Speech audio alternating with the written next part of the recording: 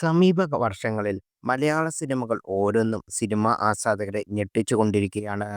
മേക്കിങ്ങിലും പ്രമേയത്തിലും യാതൊരു വിട്ടുവീഴ്ചയ്ക്കും തയ്യാറാകാത്ത മലയാള പടങ്ങൾക്കിന്ന് ഇതര ഭാഷകൾ നിരവധി അടക്കം ഒട്ടനവധി ആരാധകരുണ്ട്.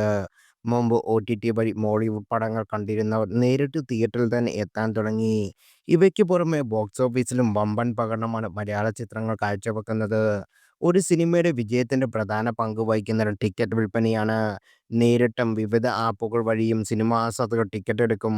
അത്തരത്തിൽ ബുക്ക് മൈ ഷോയിലൂടെ ഏറ്റവും കൂടുതൽ ട്രെൻഡിംഗായ മലയാള സിനിമ ലിസ്റ്റാണ് പുറത്തു വന്നിരിക്കുന്നത്.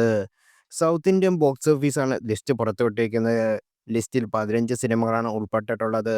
മലയാളത്തിൽ ഏറ്റവും കൂടുതൽ കളക്ഷൻ നേടിയ സിനിമകൾ ഒന്നായി എമ്പുരാൻ ലിസ്റ്റിലില്ല എന്നത് ശ്രദ്ധേയമാണ്. ഒപ്പം മമ്മൂട്ടിയുടെ ഒരു സിനിമയും പട്ടികയിലില്ല. മോഹൻലാൽ, ആസിഫ് അലി എന്നിവരുടെ 2 സിനിമകൾ ലിസ്റ്റിലുണ്ട്.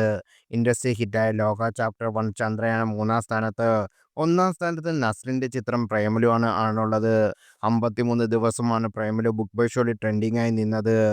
ഒന്നാം സ്ഥാനം പ്രേമലു 53 ദിവസം, രണ്ടാം സ്ഥാനം മഞ്ഞുമൽ ബോയ്സ് 50 ദിവസം, മൂന്നാം സ്ഥാനം ലോക ചാപ്റ്റർ ചന്ദ്ര 46 ദിവസം, നാലാം സ്ഥാനത്ത് ARM 39 ദിവസം, അഞ്ചാം സ്ഥാനത്ത് തുടരും 34 ദിവസം, ആറാം സ്ഥാനത്ത് സർവ്വമായ 33 ദിവസം, ഏഴാം സ്ഥാനത്ത് ഗുരുവായൂരമ്പല നടയിൽ 33 ദിവസം, എട്ടാം സ്ഥാനത്ത് ആടുജീവിതം 32 ദിവസം, ഒമ്പതാം ആവേശം 32 ദിവസം, പത്താം മാർക്കോ 31 ദിവസം, 11ാം സ്ഥാനം കിഷ്കിന്ധാകാന്ഡം 31ാം സ്ഥാനം, 12ാം സ്ഥാനം വാഴ 25 ദിവസം, 13ാം സ്ഥാനം രേഖാചിത്രം 25 ദിവസം, 14ാം സ്ഥാനം ഹൃദയപൂർവ്വം 25 ദിവസം, 15ാം സ്ഥാനം വർഷങ്ങൾക്ക് ശേഷം 25 ദിവസം.